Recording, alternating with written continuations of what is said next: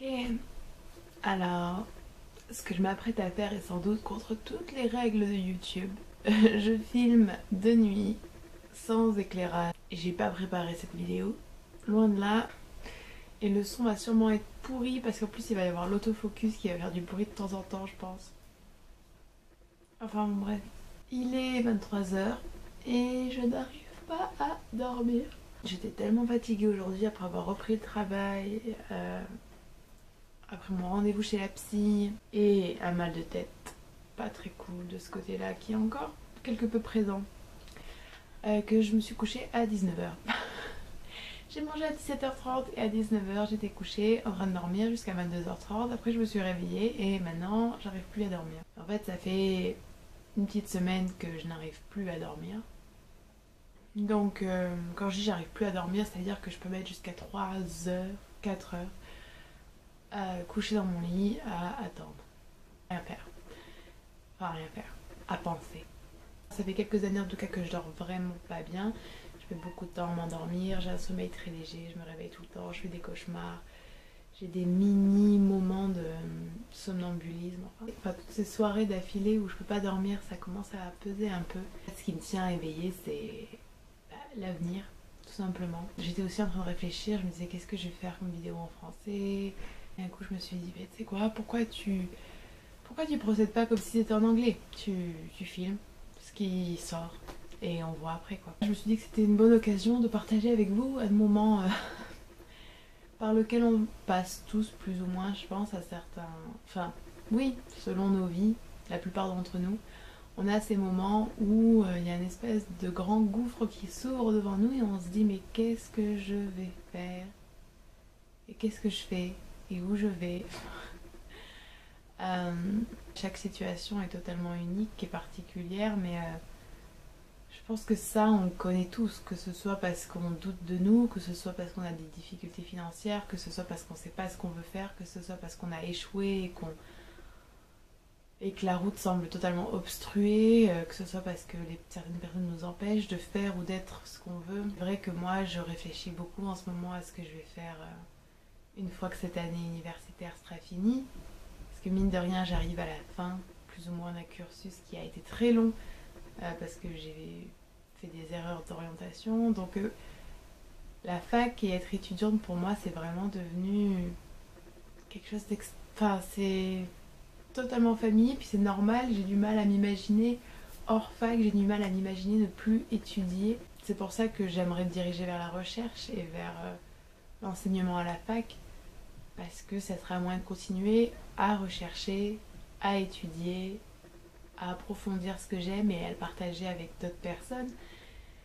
Sauf que voilà, après quand je pense à ça, je pense à l'agrégation, je pense à la thèse, je pense au financement de tout ça, je pense à toutes ces années qui vont encore s'écouler avant que je vois la fin du tunnel et puis voilà. Et forcément après quand on pense à ça, je pense que c'est pareil pour tout le monde, on pense à tout ce qui s'y rattache. Est-ce que je vais y arriver? Est-ce que ça prend pas trop longtemps? Comment je vais financer tout ça? Où est-ce que je vais habiter? Est-ce que je vais avoir assez de temps? Comment je vais m'organiser? Qu'est-ce que vont en penser mes parents? Est-ce que je fais le bon choix? Est-ce que je suis pas en train de perdre mon temps? Toutes ces choses-là.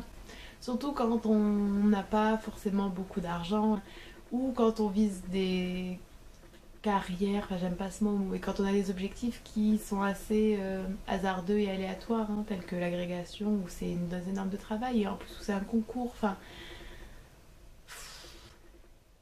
c'est extrêmement stressant. Enfin je trouve personnellement que c'est extrêmement stressant, je trouve qu'on vit à une époque extrêmement stressante avec des tas d'opportunités certes et ça c'est absolument génial, mais avec beaucoup de stress. Et quand on est pris dans ce genre de raisonnement là, dans cette spirale infernale où on se retrouve à 1 h du matin à regarder le programme de la Greg, à se demander comment est-ce qu'on aurait répondu, à regarder les réponses des jurys des années précédentes, et puis aller sur des forums où les gens parlent de la Greg, et puis à se dire attends, va falloir que je déménage, et à regarder les appartements, et à essayer de créer un budget totalement fictif, tout ça à 1 h du matin, seul dans son lit sur son téléphone. Quand on est dans cette spirale-là, on oublie tout simplement en fait de regarder tout ce qu'on a fait avant.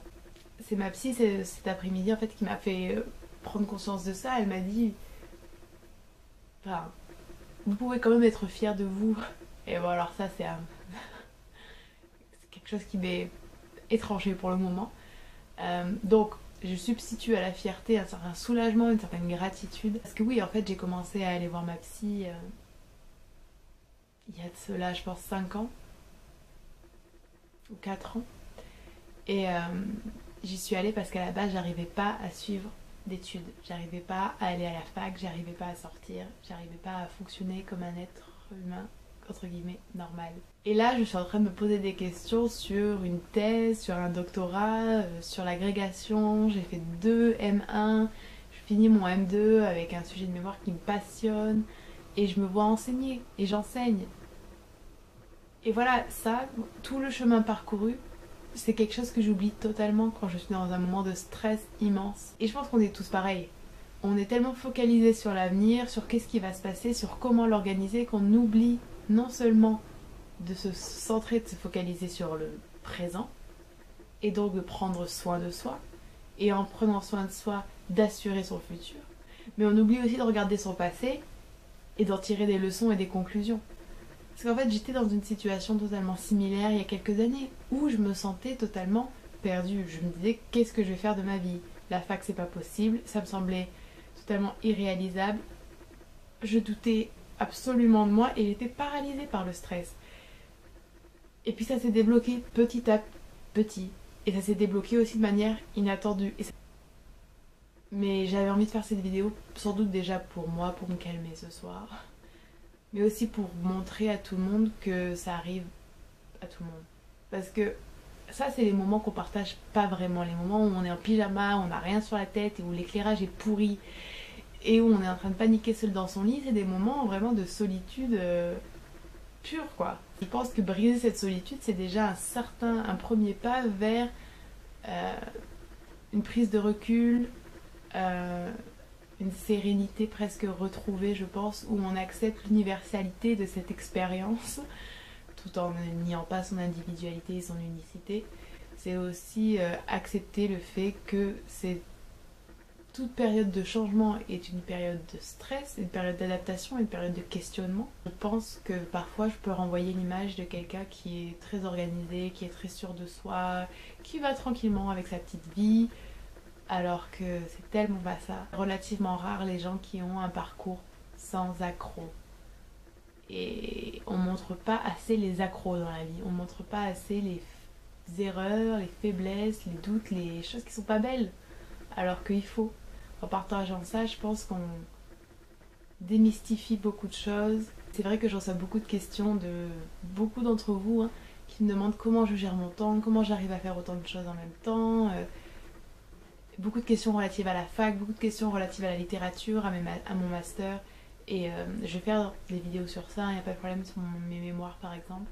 Mais voilà, ça c'est aussi une partie importante de mon expérience universitaire et de mon expérience d'être humain et de mon expérience de personne qui pas qui se cherche, parce que justement je pense que ce qui est aussi très difficile, c'est que je pense réellement avoir trouvé ce que j'ai envie de faire. Et en fait voilà, j'ai tellement envie de le vivre et c'est tellement précieux que c'est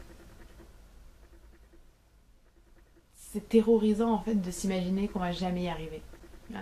Avoir un but qui nous tient extrêmement à cœur et un rêve, de manière, ça c'est vraiment une des problématiques de ma vie. Ça c'est vraiment quelque chose qu'on aime à un point fou. La pensée de ne jamais y arriver, je pense que c'est destructeur vraiment. Les voies du Seigneur sont impénétrables. C'est ce que j'aime me répéter. Parfois, les choses ne se font pas. C'est bien d'avoir des objectifs, c'est bien d'avoir des rêves, mais il ne faut pas non plus être fixé dessus et d'une manière très absolue. Je pense qu'il faut accepter l'impermanence et le changement et le mouvement aussi bien de soi, de ses désirs, de sa personnalité, que de l'environnement dans lequel on évolue et des opportunités qui s'offrent à nous. Donc, j'espère que cette vidéo a été un peu peut-être utile pour certains d'entre vous, peut-être qu'elle a aidé certains d'entre vous qui êtes peut-être dans la même situation que moi. Je vais essayer d'aller dormir maintenant, je pense que ça va pas être top, mais je vais lire un peu, en général ça m'endort. Donc je vais lire Svastika de Junichiro Tanizaki. C'est le livre qu'on lit en janvier dans mon book club, donc si jamais vous êtes intéressés. Merci d'avoir regardé cette vidéo. J'attends vos commentaires avec impatience. J'espère que c'était pas trop déroutant, mais voilà, c'est aussi ça ma chaîne. En anglais, de cette manière, c'est ça. Hein. C'est des bouts de des bouts de vie disséminés un peu partout comme ça, de manière aléatoire. Et très crue, j'ai envie de dire très spontanée et très honnête. Voilà. J'espère que vous allez bien. Et si jamais vous vous trouvez dans la même situation que moi ou situation similaire, voilà, vous n'êtes pas tout seul et c'est normal. Et c'est humain. Et ça ira mieux. Je vous dis à la semaine prochaine.